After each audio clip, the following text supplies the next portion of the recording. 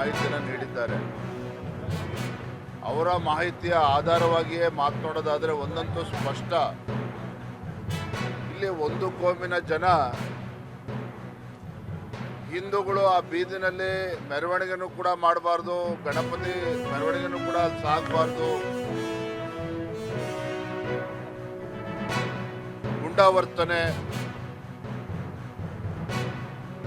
ಇವೆಲ್ಲವೂ ಕೂಡ ಅವರೇ ಉಲ್ಲೇಖವನ್ನು ಮಾಡಿದ್ದಾರೆ.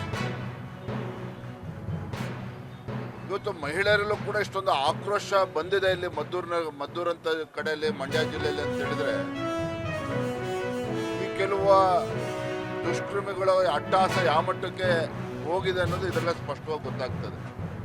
ಯಾಕೆ ಹಿಂದೆಂದೂ ಕೂಡ ಮಹಿಳೆಯರು ಬೀದಿಗಿಳಿದು, ಹಿಂದೂ ಮಹಿಳೆಯರು ಬೀದಿಗಿಳಿದು ಈ ರೀತಿ ಆಕ್ರೋಶವನ್ನು ಯಾವತ್ತೂ ಕೂಡ ವ್ಯಕ್ತಪಡಿಸಿರ್ಲಿಲ್ಲ.